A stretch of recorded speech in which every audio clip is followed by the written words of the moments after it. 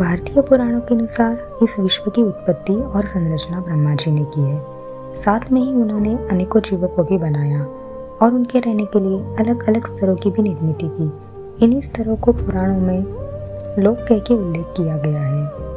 इन अलग अलग रेल्स में यानी कि लोगों में अलग अलग तरह के विविध, विचित्र, चमत्कारी एवं बुद्धिमानी जीव रहते हैं, जैसे कि मनुष्य, प्राणी, देवी देवताएं, गंधर्व, अप्सराएं, यक्ष, यक्षिणी, किन्नर, पिशाच, दानव, असुर इत्यादि।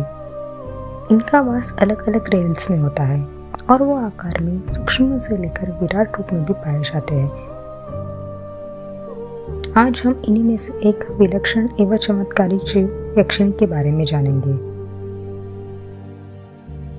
हेलो दोस्तों, आपका स्वागत है मेरे चैनल मिस्ट्री वाइंड में। उम्मीद करती हूँ कि आप सब बहुत अच्छे होंगे। तो चलिए देरी न करते हुए आज का एपिसोड शुरू करते हैं। हमारे पुराणों में और अथर्ववेद में 14 लोगों का जिक्र किया जाता है। ये लोक मतलब स्थान, ऐसे स्थान जहाँ जीव निवास करते हैं। इन्हें रेल्स भी कहा जाता है, जो कुल 14 है। इन 14 लोगों का विभाजन 3 मुख्य भागों में किया गया है: स्वर्गलोक, भूलोक और पाताल लोक। भूलोक और उसके ऊपर के 6 लोक यानी कि रेल्स हायर मतलब उच्च श्रेणी में जाते हैं, और भूलोक के नीचे के लोग लोअर यानी निचले श्रेणी में आते हैं। सरल शब्दों में कहा जाए तो ऊपर स्वर्ग लोक है, बीच में भूलोक और नीचे पाताल लोक। इन्हें त्रिलोक भी कहा जाता है, जिनके बारे में शायद आपने सुना होगा। जैसे कि हमें पता है मनुष्यों का वास भूलोक में होता है, लेकिन हमारी बुद्धि को शरीर की मर्यादा है, जो कि पंचतत्वों से बना हुआ है, और हमारी आयु भी कम होती है। इसीलिए हम सुरक्षा एवं ज्ञान के लालसा में इन दूसरे लोकों में रह रहे जीवों की आराधना करते हैं, क्योंकि ये बीइंग्स इंसानों से ज़्यादा शक्तिशाली और चमत्कारी होते हैं, जो हमें बहुत कुछ दे सकते हैं। प्राचीन काल से ही लोग इन रेल्स में रहने वालों की पूजा करते आए हैं। उन्हें पूजा, साधना, अनुष्ठान करके प्रसन्न किया जाता है। इनकी साधना करने के लिए या अपनी साधना उन खास स्तरों तक पहुंचाने के लिए मतलब रेल्स तक पहुंचाने के लिए लोग मंत्रों का उपयोग करते हैं। इन मंत्रों से एक खास फ्रीक्वेंसी पैदा होती है, जिनसे उनका कांटेक्ट वहाँ तक अच्छे से हो सकता है, या फिर वो खास फ्रीक्वेंसी उन लोगों तक पहुँच सकती है। ऐसा कहा जाता है कि यक्ष यक्षिणी का रेल्म हमारे लोगों से काफ़ी पास है, इसलिए उनकी साधना आसान है। लेकिन हम इन्हें देख क्यों नहीं सकते, या ये जीव हमसे ज़्यादा चमत्कारी क्यों होते हैं? तो दोस्तों, हमारा शरीर पंचतत्वों से बना हुआ है, जो कि मिट्टी, आकाश, जल, वायु और अग्नि से है।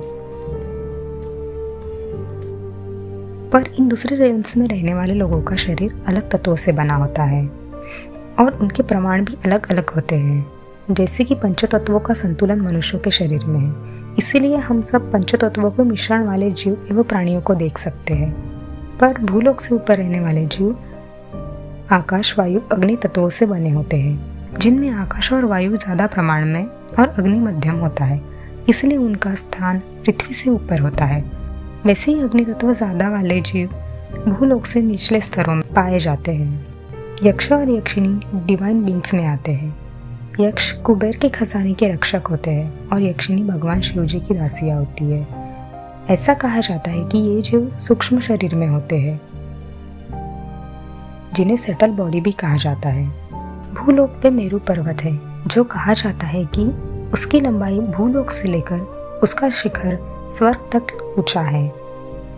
उसी मेरू पर्वत के निचले भाग में शायद ज्ञानगंज के ऊपर इनका वास होता है।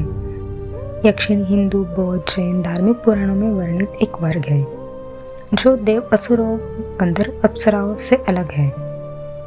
इनका रूप और सौंदर्य अप्सराओं जैसा ही होता है, और ये शिव जी की भक्त होती है। ये प्रसन्न होने पर साधक की मनचाही इच्छाएं पूरी करती है।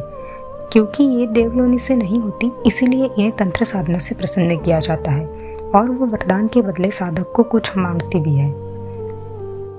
यक्षिणी शब्द का वास्तविक अर्थ ही जादू की शक्ति होता है। कहा जाता है कि यक्षिणियाँ सकारात्मक शक्ति है और पिशाचिनियाँ नकारात्मक। कुछ लोग तंत्र साधना की वजह से यक्षिणियों को भूत पिशाच की योनि में रखते हैं, लेकिन ये सरासर गलत है। वो सेमी डिवाइन बींग्स है। कुबेर जी जो कि धन के स्वामी हैं, वो यक्षों के राजा भी है। कुबेर जी के पिता ऋषि विश्रवा, उनकी 2 पत्नियां थी, इलाविदा और कैकेसी। इलाविदा यक्ष कन्या थी और उनके पुत्र कुबेर है। वैसे ही कैकेसी राक्षस कुल से थी और उनके पुत्र रावण, विभीषण और कुंभकर्ण हैं।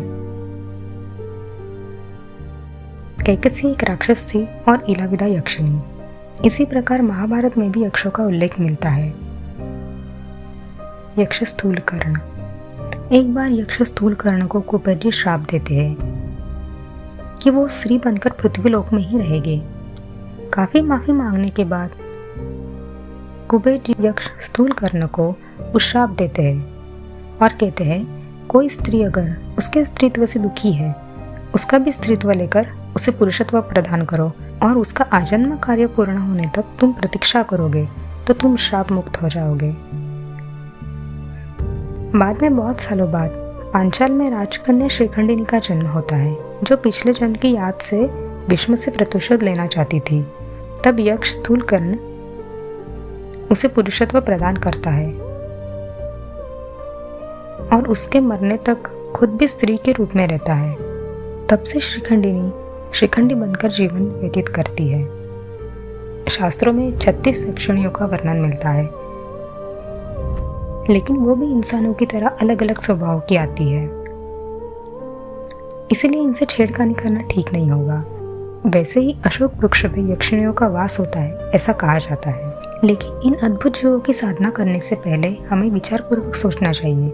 कई बार हमें भूत प्रेत या अन्य नकारात्मक शक्ति उस दिव्य शक्ति के रूप में आकर झांसा दे सकती है और उस साधक के शरीर पे कंट्रोल पाकर उसे पजेस भी कर सकती है। तो दोस्तों, कैसा लगा आपको आज का एपिसोड? अगर अच्छा लगा तो लाइक, शेयर और सब्सक्राइब जरूर कीजिएगा। फिर मिलते हैं ऐसे ही रोचक जानकारी के साथ। तब तक के लिए बाय दोस्तों।